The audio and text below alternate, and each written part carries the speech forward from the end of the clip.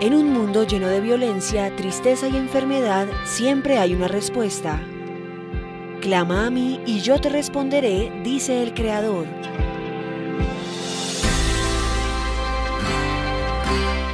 El Tabernáculo de la Fe presenta un mensaje de esperanza.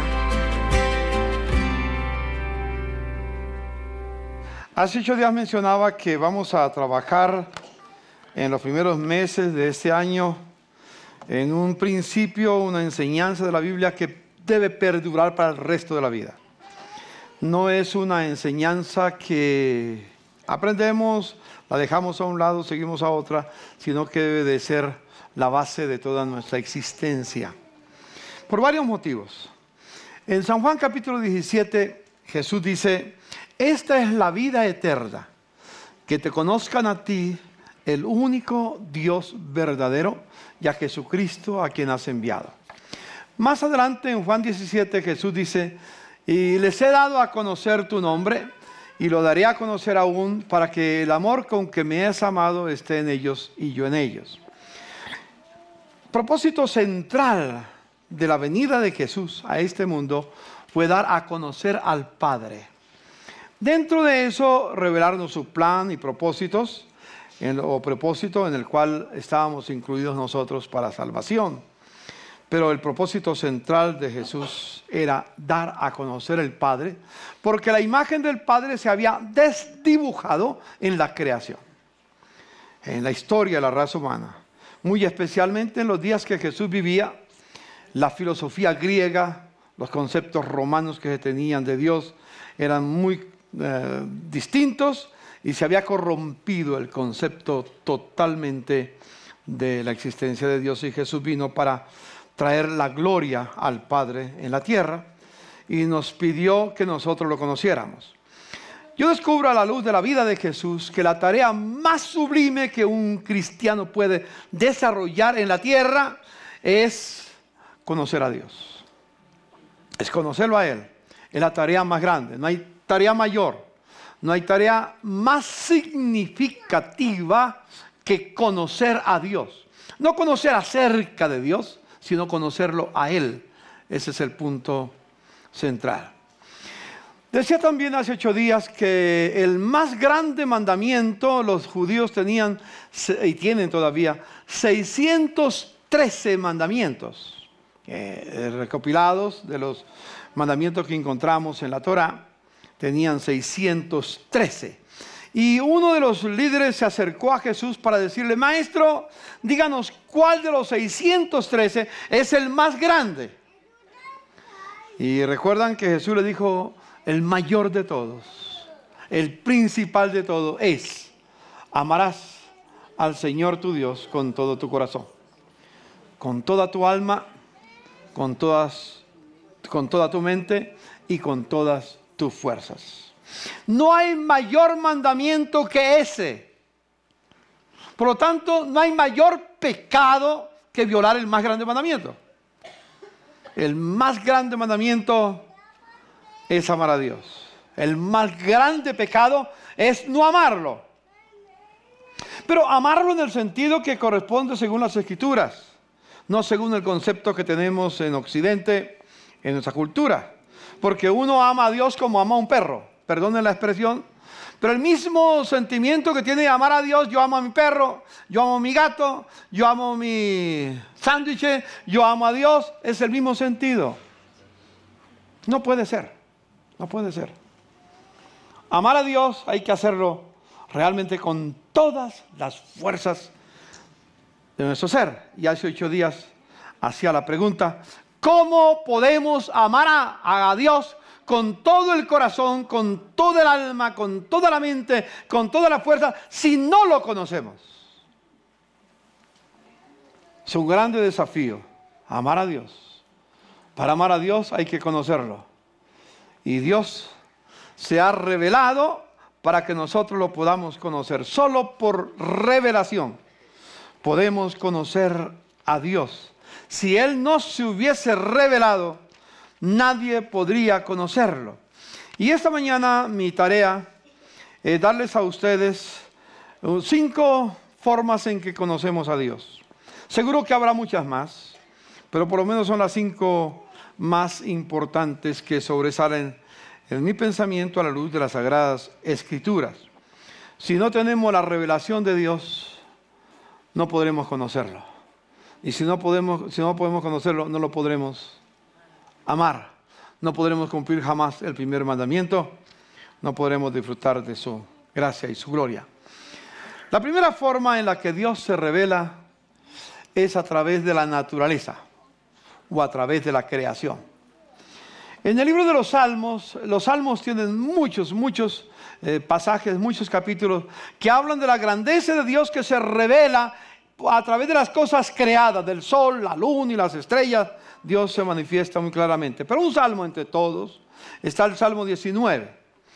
Y yo quiero pedirles que leamos del verso 1 al 6 inicialmente. Dice el salmista: los cielos cuentan la gloria de Dios. El firmamento proclama la obra de sus manos. Un día comparte al otro la noticia, una noche a la otra se lo hace saber.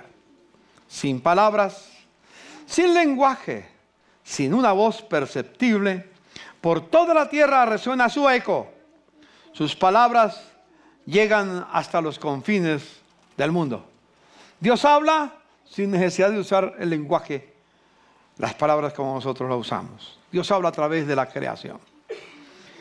Dios ha plantado en los cielos un pabellón para el sol, y como novio que sale de la cámara nupcial, se apresta, cual atleta, a recorrer el camino.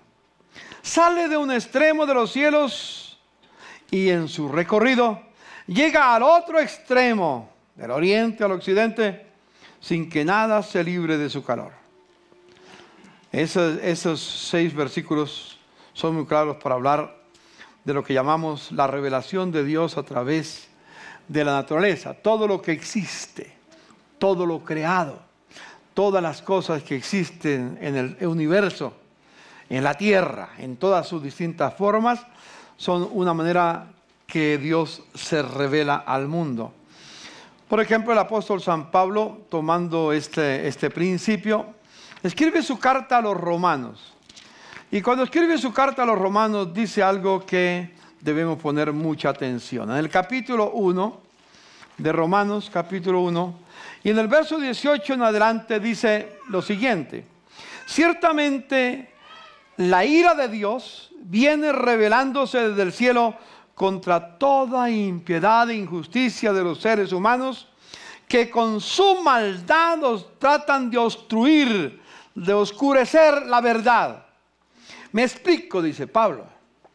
Lo que se puede conocer acerca de Dios es evidente para ellos, pues Él mismo se lo ha revelado. Porque desde la creación del mundo, las cualidades invisibles de Dios, es decir, su eterno poder y su naturaleza divina, se perciben claramente a través de lo que Él creó, de modo que nadie tiene excusa.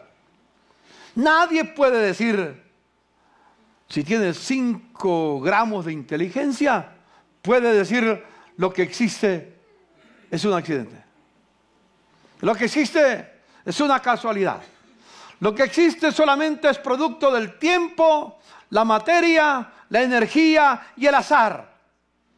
Como dice el salmista David en el Salmo 14, dijo el necio en su corazón: no hay Dios. Solo el necio se atreve a decir que tanta belleza, tanta perfección en el cosmos es un accidente. No tiene sentido. Pablo entonces dice que tratan de oscurecer, de obstruir la verdad, negando esa realidad. Llega al verso 21 y dice: a pesar de haber conocido a Dios, no lo glorificaron como a Dios ni le dieron gracias, sino que se extraviaron en sus inútiles razonamientos y se les oscureció su insensato corazón. Aunque afirmaban ser sabios, se volvieron necios y cambiaron la gloria del Dios inmortal por imágenes que eran réplicas del hombre mortal, de aves, de cuadrúpedos, de reptiles. Por eso Dios, y aquí vienen las consecuencias, los entregó a los malos deseos de su corazón que conducen a la impureza sexual, de modo que degradaron sus cuerpos los unos con los otros. Cambiaron la verdad de Dios por la mentira, adorando y sirviendo a los seres creados antes que al Creador, quien es bendito por siempre. Amén. Entonces sigue diciendo, y como siguen persistiendo en esa situación, Dios los abandona, los entrega a pasiones vergonzosas. En efecto, las mujeres cambiaron las relaciones naturales por las que van contra la naturaleza.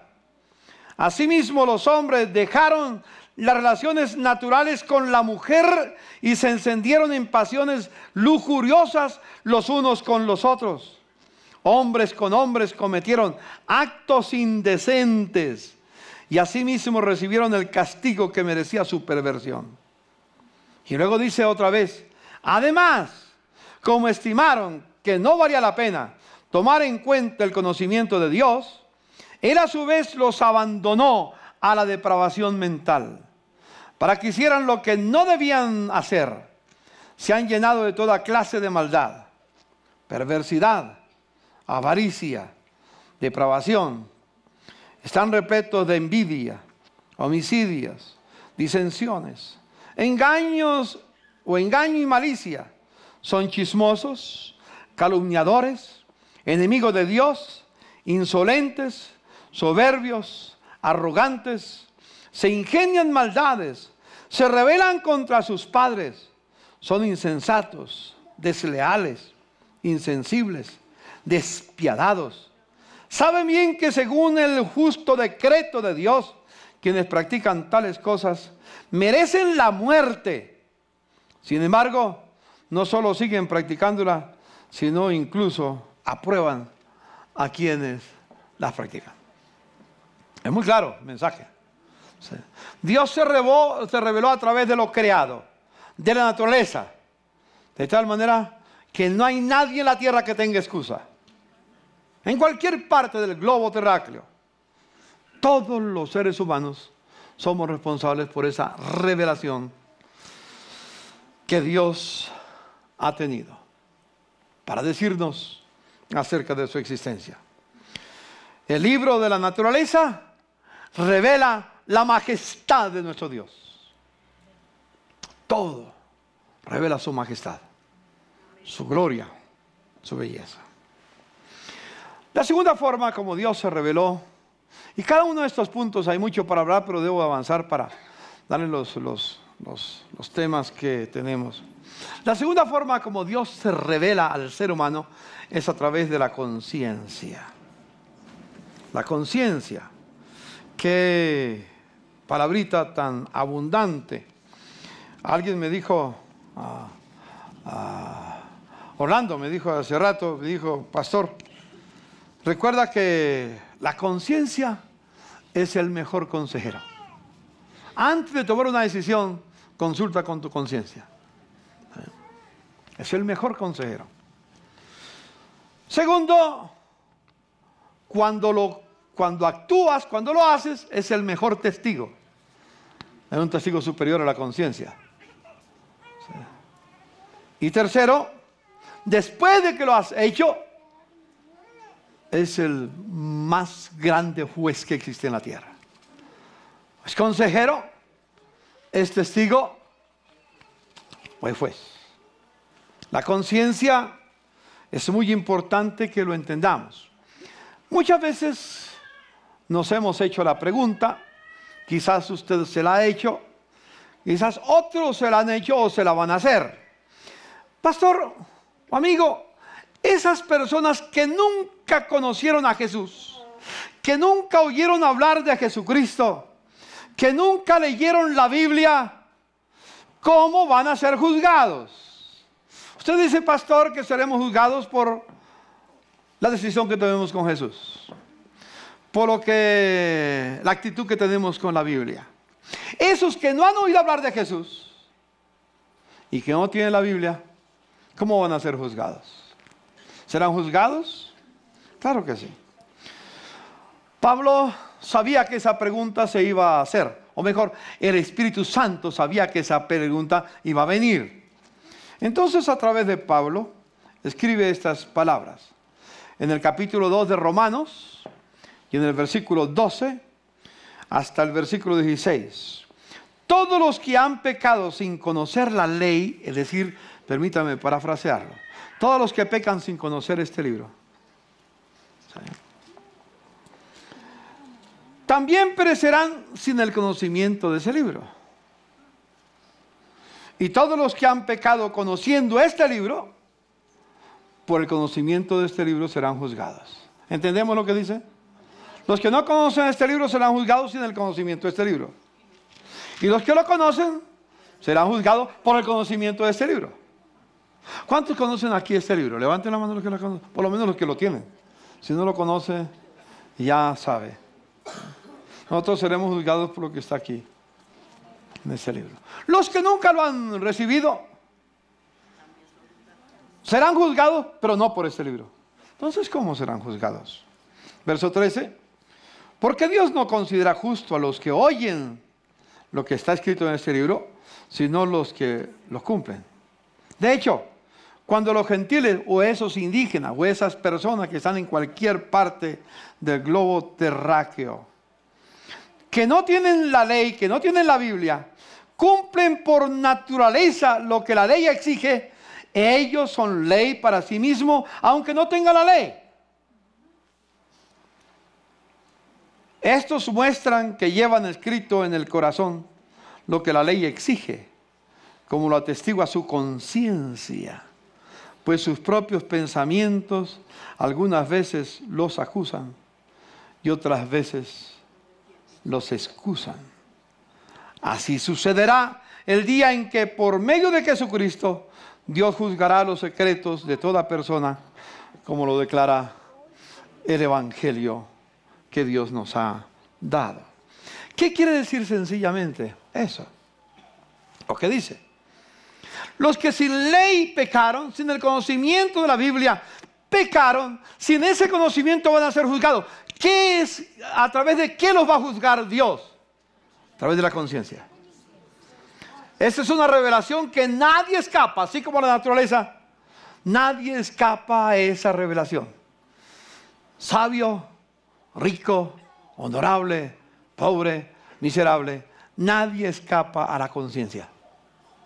Como nadie escapa a la revelación de Dios por medio de la naturaleza. Ellos van a ser juzgados por la conciencia.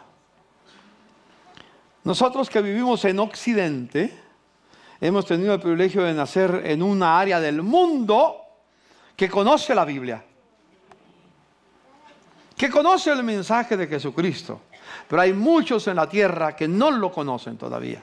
Tendrán que conocerlo algún día, porque será predicado este evangelio por testimonio a todas las etnias, y entonces vendrá el fin. Esos que no conocen la Biblia van a ser juzgados por su conciencia. Su conciencia les acusará o los defenderá.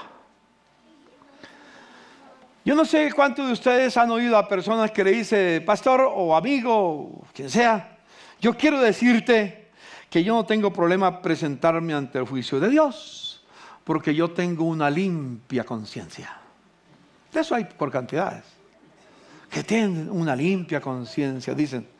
Una vez alguien me respondió de esa manera, que él no tenía temor, si había juicio, si Dios existía, porque su conciencia lo defendería, porque él tiene una limpia conciencia, o tenía. Yo le dije: la verdad no te puedo decir que no, acepto lo que tú me dices, solo quiero que reflexiones en esto. Yo he descubierto que una buena conciencia es el resultado de una mala memoria.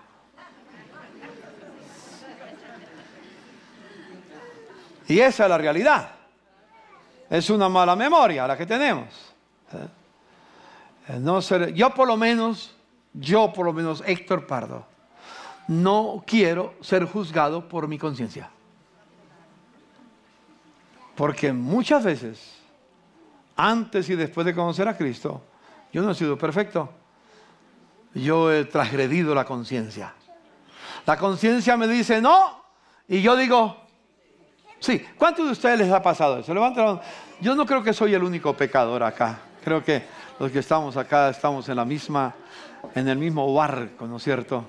Yo no quiero ser juzgado por mi conciencia. Aleluya.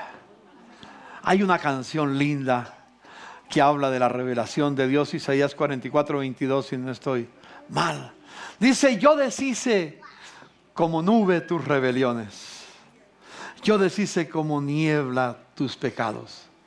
Vuélvete a mí, porque yo te redimí. Aleluya. Mis pecados ya han sido perdonados. No porque tengo una limpia conciencia, sino porque la sangre de Jesucristo me limpió de todo pecado. Después de conocer a Jesucristo, procuro tener, como dice Pablo, una limpia conciencia. Y lucho cada día con tener una limpia conciencia. Pero ya mis pecados han sido perdonados. Dios ha borrado mis rebeliones. Y ahora soy limpio por la sangre de Jesús. Amén. Mire a su hermano y dígaselo. Amén. Somos limpios por la sangre de Jesús. Pero la segunda forma como Dios se revela al ser humano, por la naturaleza y por la conciencia. La tercera forma como Dios se revela es por medio de la historia. La historia. La historia no está al azar. Por un lado, quiero recordarles que la historia, desde el plan de Dios, desde la perspectiva divina, no es cíclica. No se repite. Oímos una palabra que parece que tiene mucha lógica. Dice, el que ignora la historia está condenado a repetirla. Es una palabra que surge, es buena, tiene cosas buenas. Pero los que piensan así es porque creen que la historia es cíclica, ¿no? Siempre está dando vueltas y vuelve y arranca otra vez y vuelve otra vez y está siempre, toda la vida es cíclica. La historia cristiana no es cíclica, es lineal. Tiene un principio y tiene un fin. Y a medida que avanza el tiempo, avanza la historia en la economía divina para llegar a su ciclo final. La historia, desde la perspectiva divina, tiene un origen. El origen de la historia está en el corazón de Dios antes de la creación del mundo.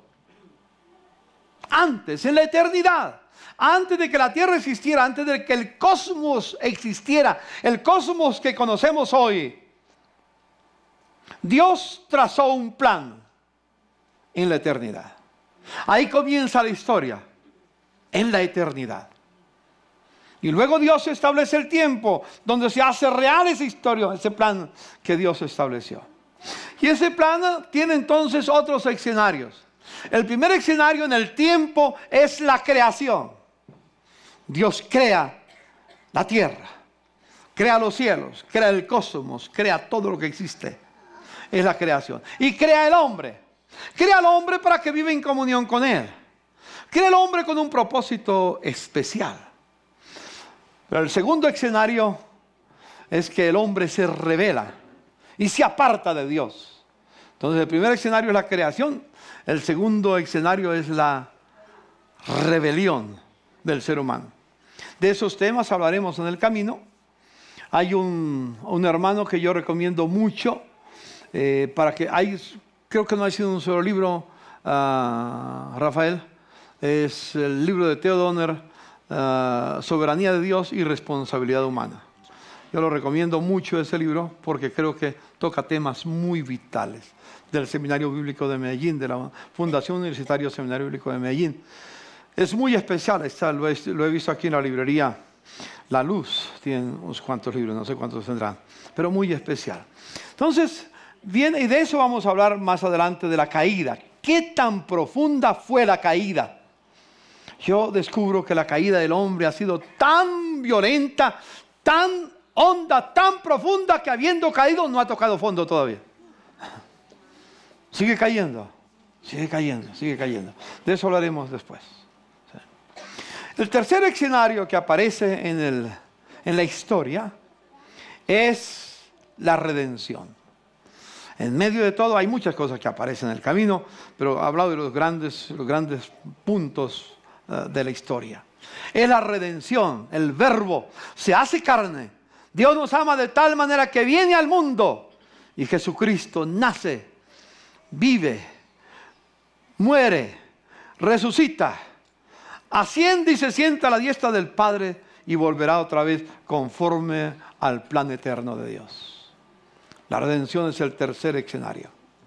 Se centra en Cristo. Al fin y al cabo, la historia está centrada en Jesucristo. La historia no está centrada en el pensamiento humano, no está centrada en imperios, en reinos que se levantan en el mundo. Está centrada en una persona que se llama Jesús. Eres el centro de la historia. Jesús. El cuarto escenario es la restauración de todas las cosas. Después de que Jesús murió y nos dejó una tarea para realizar, al fin de esa tarea es la restauración de todas las cosas. Y el otro escenario que viene inmediatamente, primero la creación, segundo la caída, tercero la redención, cuarto la restauración y quinto la consumación. Jesús retornará otra vez a la tierra y consumará la historia. Y luego vuelve como Dios lo planeó, la eternidad. La historia comienza en la eternidad y termina en la eternidad. Y en toda la historia está la providencia divina. Toda la historia está llena de la providencia. Todo lo que ha pasado en la tierra, la guerra, los imperios que se han levantado, no han sido ignorados por Dios. Dios lo sabía, los que se iban a levantar. Dios sabía que se iba a levantar el imperio babilónico. Dios sabía que se iba a levantar el imperio greco de los griegos, el imperio romano. Dios sabía que se iban a levantar los distintos imperios en la tierra. Dios sabía que últimamente se iba a levantar Hitler. Dios sabía que últimamente se iba a levantar también el imperio socialista. Y el capitalista y todo. Dios lo sabía. A Dios no lo sorprende. Dios ha estado presente en toda la historia. La historia no es un accidente. La providencia de Dios está ahí. Todo. Yo le mencionaba hace 8 días, creo, no sé si en esta reunión o en cuál, no sé. Para dar un ejemplo, la historia de Jacob. Volvamos a recordarla otra vez. La historia de Jacob. Jacob, un hombre bueno, un hombre que tenía Dios un plan con él. Un día tuvo que huir de la casa de su padre porque su hermano pensaba matarlo. Y llegó a la tierra donde vivía su tío Labán. ¿Se acuerdan de Labán? Y llegó donde Labán y lo recibió Raquel, su hija menor, la hija de Labán, la menor. Y cuando él vio a Raquel, su corazón quedó prendado de ella. Y el suegro toma ventaja de esa inclinación y dice como que te gusta mi hija, ¿no? ¿La quieres como esposa? Te la doy por 7 años de trabajo. Y el otro, que estaba tan tragado, dijo pues vale. Y trabajó los 7 años. Al terminar los 7 años le dice a su suegro, bueno, ya, se cumplió. Dijo, sí, yo cumplo mi palabra. Entonces le dijo, mijo, tu carpa está levantada allá.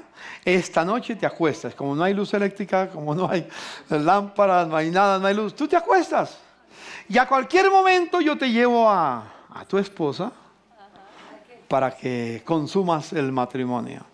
Él se acostó. Yo no sé si podía dormir o no. Yo creo que no podía dormir.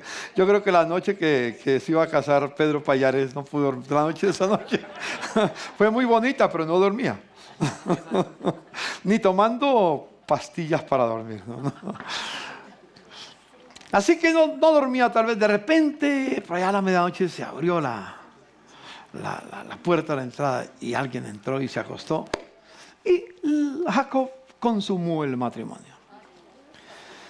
Por la mañana, cuando aparece el sol, él quiere ver el rostro de su amada. Y que vio a Lea, la hermana. Y sale enojado y le dice a Labán, ¿por qué me engañaste? Yo te dije que trabajaba 7 años por Raquel, pero me has dado a tu hija mayor. Le dice, tú no conoces las leyes nuestras. Y las leyes nuestras son las que rigen los deseos. Y yo, como padre, debo cumplir las leyes de nuestra cultura. En mi cultura no se casa primero la menor, sino la mayor. Es que yo tal vez pensaba, no sé, permítame imaginármelo así, que Labán le dijo a Jacob, yo me imaginaba que durante estos 7 años alguien se enamoraba de Lea y se casarían, entonces tú podías estar con la otra. Pero como no pasó nadie, desafortunado tú, esa es la realidad, tienes que quedarte con ella. Y le dice, pero sabes, tengo una respuesta, como se permitía la poligamia en su tiempo. Entonces le dijo, tengo una respuesta para ti. Trabájame otros 7 años. No tengo sino 2, la mayor y la menor. Ahí se aseguró que no hay ningún problema. Trabájame otros 7 años y te la doy como esposa. Dijo, vale. Y dice que trabajó los 7 años y se le hizo como el día de ayer. Y al final, pues fue la esposa. Pero había características que acontecieron. Mire la historia. Ahí está la providencia divina. Va tejiendo todo al caminar el tiempo. Lea era fértil. Tenía hijos. Raquel era estéril. No tenía hijos. Y en ese tiempo, pues, según la costumbre, según la cultura de la época, no la revelación bíblica, la cultura de la época en que se vivía, se creía que era una falta de bendición de Dios que no tuviera hijos, y el matrimonio que no tenía hijos, entonces tenía dificultades. Es más, los varones que se casaban y no tenían hijos, si la esposa no podía ser fértil, era estéril, la abandonaban y cogían otra. Esa era la cultura, hace 3.500 años atrás. No es la cultura de estos días. Aunque parece que hoy se repite lo mismo. El tiempo no ha cambiado mucho. Resulta que Raquel, sin tener hijos, y la otra tenía, parecía una máquina haciendo hijos. La imagen, el primero, segundo, tercero, cuarto, quinto. Eso seguido, no pasaba de tener uno cuando ya venía el otro. Y Raquel está asustada porque no tiene hijos. ¿Cuándo se va a cansar Jacob de mí? Y dice al Señor, Señor, dame hijos o me muero. Y Dios escuchó la oración de Raquel y le dio un hijo. Y después le dio otro hijo, le dio 2 hijos de su propia sangre. ¿Sí? Uno se llamaba José y el otro se llamaba Benjamín. Y como era el hijo de la amada, no de la obligada, sí. Era hijo de la amada.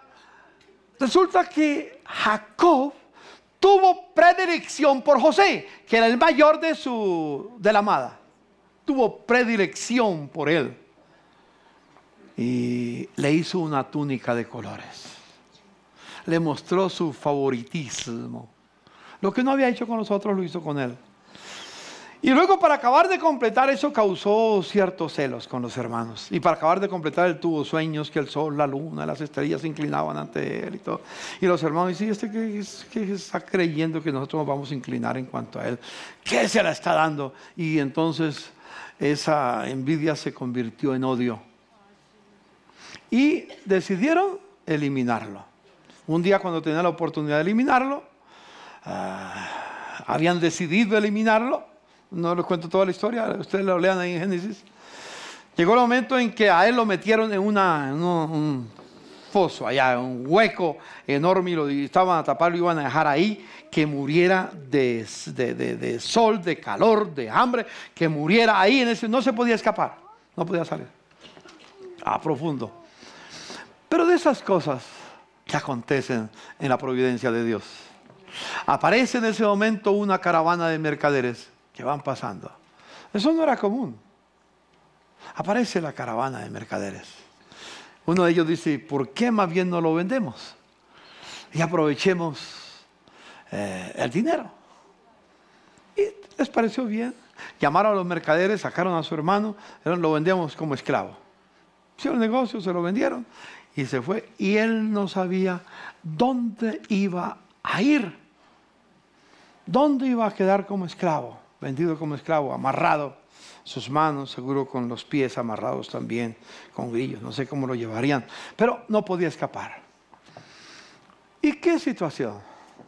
Llega a Egipto. Los mercaderes iban para Egipto.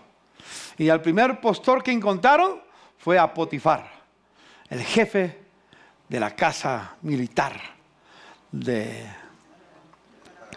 Faraón. Y él lo compra, se lo lleva para casa y resulta que todo lo que hace José prospera. Y comienza a ganarse el favor de Potifar.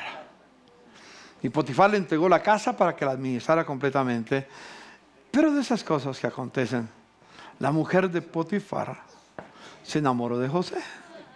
Y ya conocen la historia. Como él no cedió, lo acusó y fue a la cárcel. Inocente en la cárcel, a pagar un delito que no había cometido nunca. La providencia de Dios. Parece extraño, ¿no?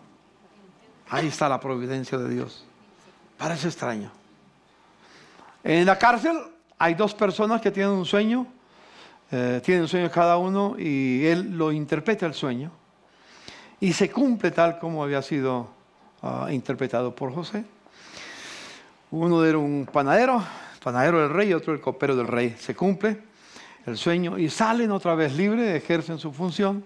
Y se olvidaron de José porque él les había dicho: cuando ustedes estén libres, acuérdense de mí. Díganle al faraón que yo estoy aquí injustamente, que me libere. Pero ellos se olvidaron de José. Y empezaron a trabajar. Y en el camino, en la providencia divina, Faraón tiene un sueño. 7 vacas gordas, hermosas, bellas, y después 7 vacas flacas que aparecen y devoran las gordas. ¿Qué es eso? Esos varios sueños tenía Faraón. Entonces busca que los magos, los adivinos, los de la ciencia de su reino, le interpreten el sueño, pero nadie puede. De repente, uno de ellos, de los que había salido, creo que el copero, se acuerda y le dice: Faraón, en la cárcel hay uno que no tuvimos sueños también y nos adivinó el sueño, nos profetizó el sueño, lo interpretó y se cumplió. Yo creo que él lo puede hacer. Y en la historia, Faraón dice: tráiganlo. Y viene José y le interpreta el sueño al rey. Y haya gracia delante del rey. Hay una palabra muy linda con la vida de José. Y el Señor estaba con él. Y el Señor estaba con él. Y el Señor estaba con él. Ahí le dio gracia. En medio de todas las pruebas, dificultades, injusto, castigado, el Señor estaba con él. Lo más lindo en la vida es que el Señor esté con nosotros. Amén. Lo más hermoso. Entonces, el rey le dice: esa es la interpretación, la acepto. Tú te encargas de aquí en adelante de administrar todos los bienes del reino. Después de Faraón, no había nadie más grande que José. Era el mayor de todos. Y sucedió así. Vinieron los años de abundancia.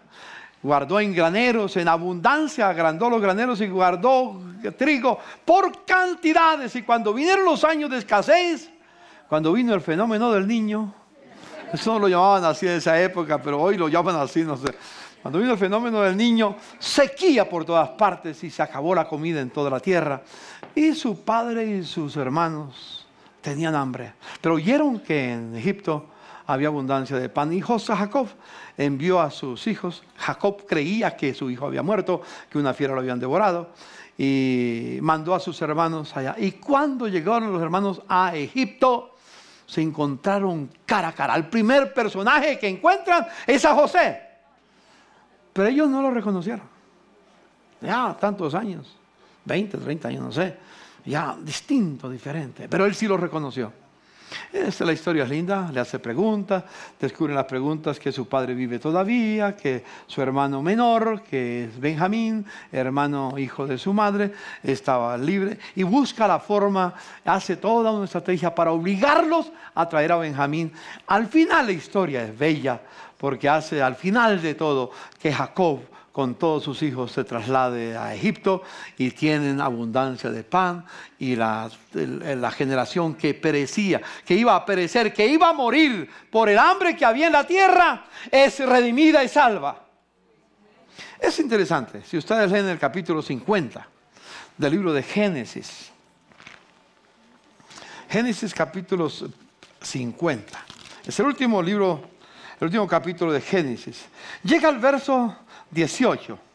Ellos pensaron que ya había llegado el tiempo de José de vengarse de ellos, porque Jacob acababa de morir.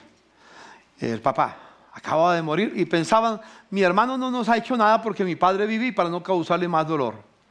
Pero como él vive, ya se murió, ahora sí, no hay nada que hacer. Entonces los oyó hablar. Entonces los hermanos, dice el verso 15, al reflexionar sobre la muerte de su padre, los hermanos de José concluyeron, tal vez José nos guarda rencor y ahora quiere vengarse de todo el mal que le hicimos.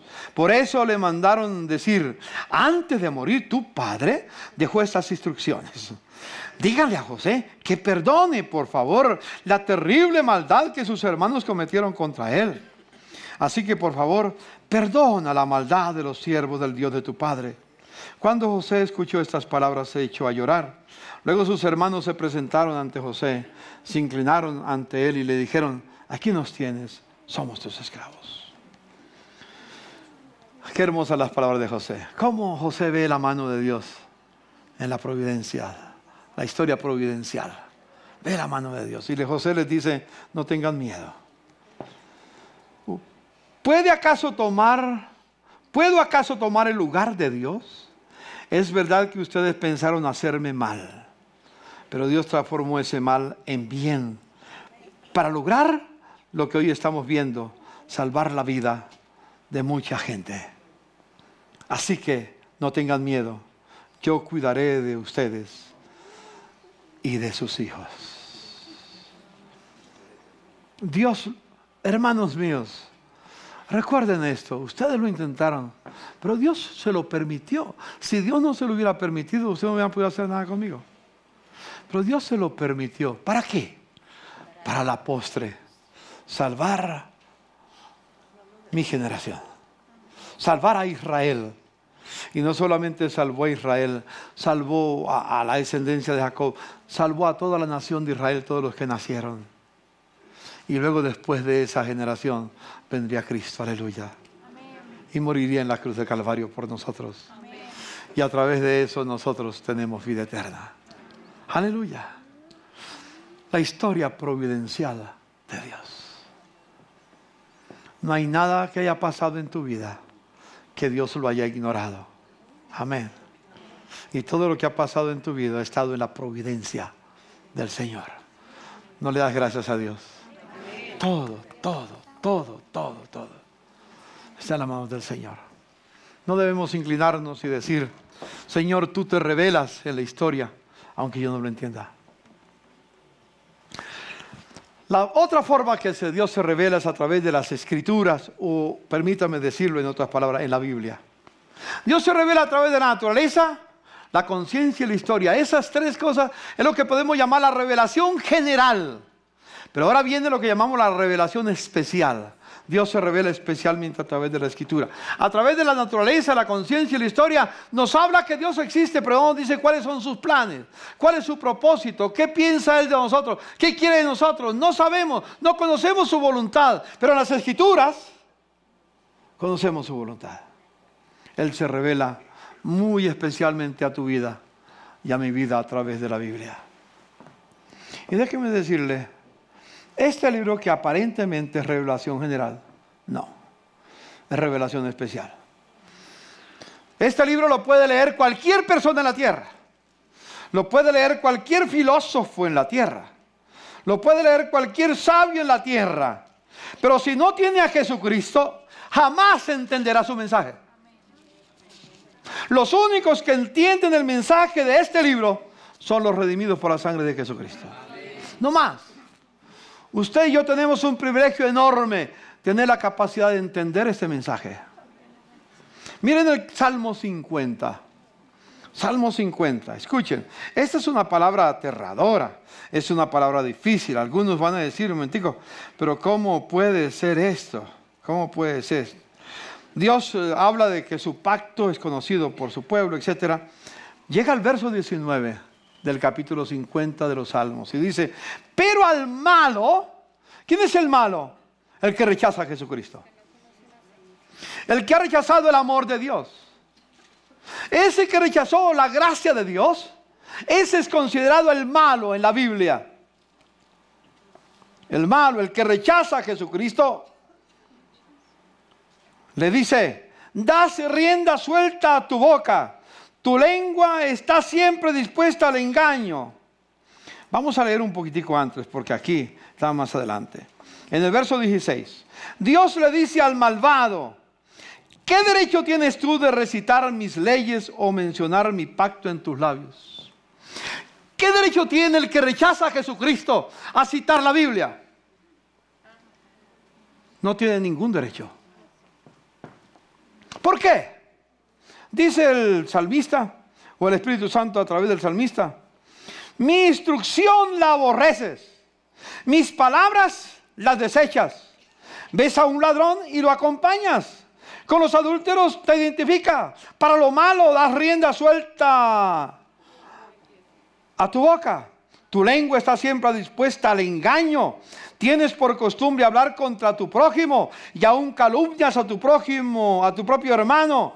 Has hecho todo esto y he guardado silencio. ¿Acaso piensas que soy como tú? Pero ahora voy a reprenderte cara a cara, voy a denunciarte. Ustedes que se olvidan de Dios, consideren lo que he dicho. De lo contrario, los haré pedazos y no habrá nadie quien los salve. Quien me ofrece su gratitud me honra. El que enmiende su conducta, le mostraré mi salvación. ¿Sabe quién es una persona malvada? Uno que rechaza la revelación que Dios da en su palabra. Y dice: sí, Dios lo dice, pero ¿a mí qué? Lo importante para mí no es lo que Dios dice, es lo que yo siento. Ese es un malvado. Así vaya a la iglesia. Así esté bautizado. Así sea religioso. Al malvado dice Dios: ¿qué tienes tú que tomar mi palabra en tus labios? Tenemos un grande privilegio. Esta revelación es para mí y es para ti. Amén. Dígale a su hermano: la revelación de Dios es para nosotros, los que hacemos caso de su palabra, redimidos por la sangre de Jesucristo. Hermanos, si entendiéramos esto, ¿cómo amaríamos este libro? ¿Cómo lo amaríamos? ¿Cómo lo estudiaríamos? ¿Cómo lo meditaríamos? ¿Cómo lo aplicaríamos? ¿Cómo lo viviríamos? Me temo que el pueblo de Dios, o muchos en la iglesia evangélica, entrarían en el camino de los malvados. Que Dios nos libre. Mire a su hermano y dígale: hermano, que Dios nos libre. Yo no quiero andar en el camino de los malvados. Bienaventurado el varón que no anduvo en consejo de malos, ni estuvo en camino de pecadores, ni en silla de escarnecedores se ha sentado, sino que en la ley de Dios está su delicia, y en su ley medita de día y de noche. Ese será como árbol plantado junto a corriente de agua, que da su fruto a su tiempo, y su hoja no cae, y todo lo que hace prosperará. Aleluya. Ese es el que Dios quiere. Amén. En eso estamos tú y yo. Bendito el nombre del Señor. De hoy en 8 días vamos a seguir hablando de la revelación especial, de la revelación de las Escrituras. Será el tema, seguiremos ahondando en ello. Dios se ha revelado, revelación general, por la creación, la naturaleza, la conciencia, la historia. La revelación especial, las Escrituras, y la quinta revelación de Dios, su Hijo. La máxima, la suprema revelación de Dios. Dios se reveló en su Hijo Jesús. En Hebreos capítulo 1, versículos del 1 al 3. Dios, que muchas veces y de varias maneras habló a nuestros antepasados en otras épocas por medio de los profetas, en estos días finales nos ha hablado por medio de su Hijo. A este lo designó heredero de todo, y por medio de él hizo el universo.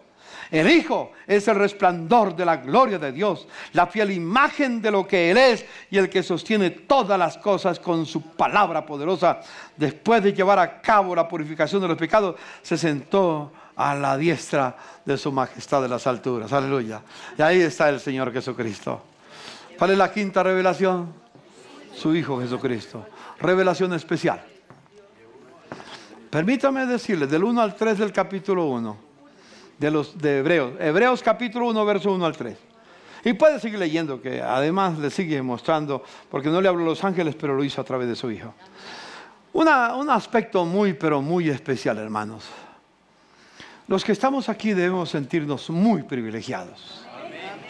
Porque nadie viene al Hijo si el Padre no quisiera revelarlo a Él o a ella.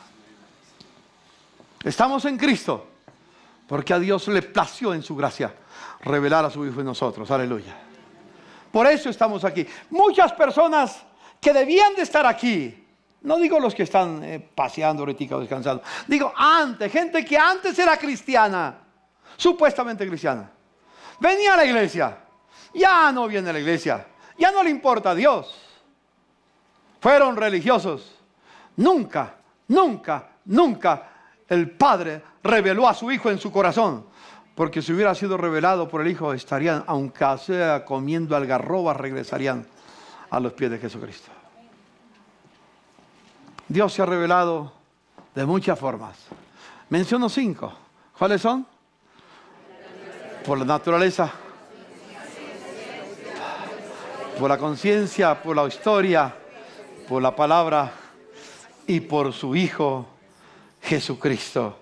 A Él sea la gloria. A través de la naturaleza, Dios revela su existencia. A través de la conciencia, Dios revela la responsabilidad humana. A través de la historia, Dios revela su providencia. A través de la Biblia, Dios revela su voluntad. Y a través de Jesús, revela su amor. La revelación es completa. Como dijo el apóstol Juan al terminar su epístola, la epístola de San Juan, dijo esas palabras en el capítulo 20. Capítulo 20 y en el verso 30. Jesús hizo muchas otras señales milagrosas en presencia de sus discípulos, las cuales no están registradas en este libro. Pero estas, las que están aquí registradas, estas se han escrito para que ustedes crean que Jesús es el Cristo, el Hijo de Dios, y para que al creer en su nombre tengan vida eterna. Aleluya. Bendito el nombre del Señor. Dios se ha revelado a nosotros. Amén. Yo este precioso, venga niño, venga por acá. Venga. Veo esta preciosa vida. Ha bebido todo el mensaje. Todo el mensaje lo ha bebido. Sé que Dios tiene algo especial para ti, mi amor. Algo especial. Ámalo con todo tu ser. Señor, revélate a su vida, Señor. Con todas tus fuerzas, Señor mío. Revélate en Él y llénalo de tu gracia. En el nombre de Jesús. Amén. Te amo.